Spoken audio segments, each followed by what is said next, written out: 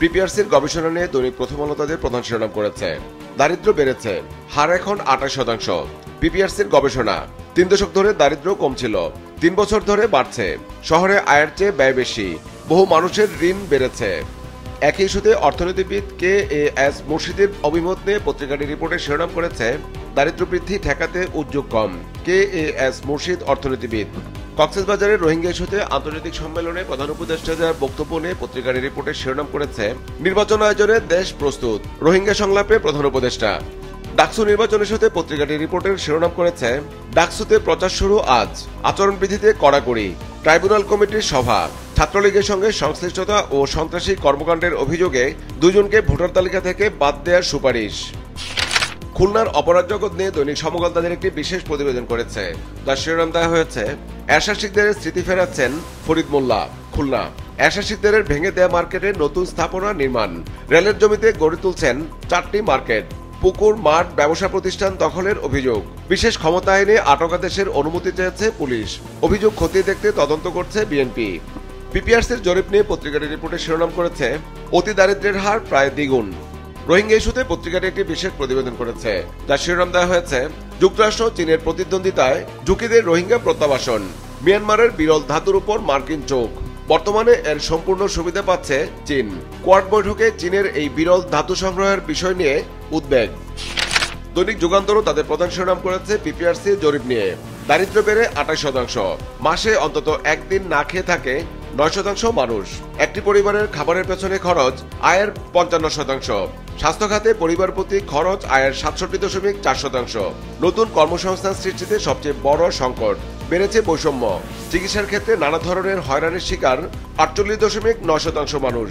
নিম্ন ও মধ্যবিত্তের আয়ের চেয়ে ব্যয় বেশি, ধার দেনা করে চলছে সংসার। সামাজিক নিরাপত্তার 44.30% প্রকৃত মানুষের হাতে যাচ্ছে না। কক্সবাজারের রোহিঙ্গা ইস্যুতে আন্তর্জাতিক সম্মেলনে প্রধান উপদেষ্টা দেওয়া বক্তব্য নিয়ে পত্রিকাটির রিপোর্টে শিরোনাম করেছে, কক্সবাজারের রোহিঙ্গা অংশীজন সংলাপে ডক্টর ইউনূস, দেশ যথেষ্ট স্থিতিশীল, নির্বাচনের জন্য প্রস্তুত, রোহিঙ্গা সংকটের টেকসই সমাধানে প্রধান উপদেষ্টার 7 প্রস্তাব, এখনই কার্যকর পদক্ষেপ নিন।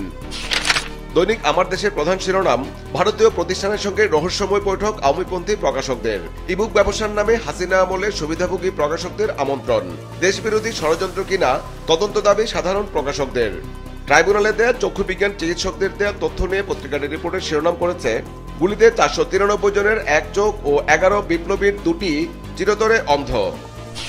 কক্সবাজারের রোহিঙ্গা সম্মেলনে প্রধান উপদেষ্টা দেয়া বক্তব্য নিয়ে দৈনিক কালের কণ্ঠ তাদের প্রধান শিরোনাম করেছে, প্রধান উপদেষ্টার 7 প্রস্তাব, রোহিঙ্গা সংকট সমাধান নিয়ে কক্সবাজারে আন্তর্জাতিক সংলাপ, ফেব্রুয়ারির প্রথমার্ধেই জাতীয় নির্বাচন।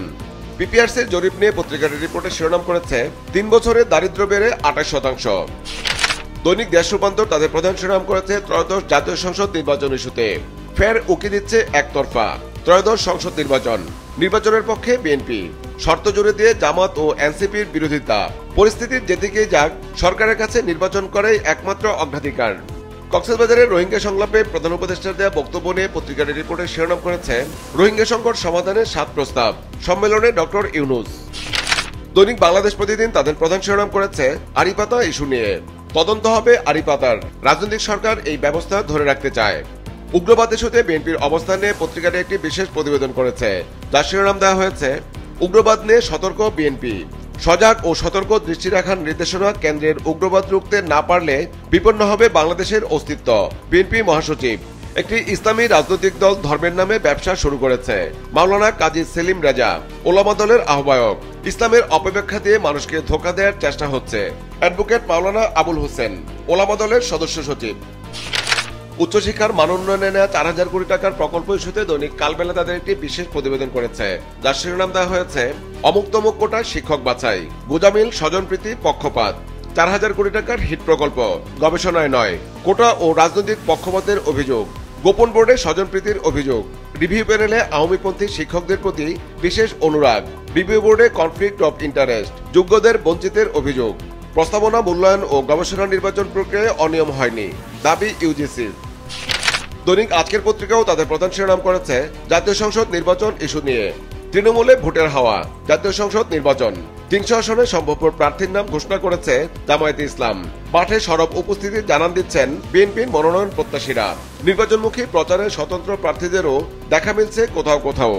কক্সবাজারের রোহিঙ্গা সম্মেলনে দেয়া প্রধান উপদেষ্টার বক্তব্য নিয়ে পত্রিকার রিপোর্টের শিরোনাম করেছে নির্বাচনের জন্য প্রস্তুত দেশ, কক্সবাজারের ডক্টর ইউনূস।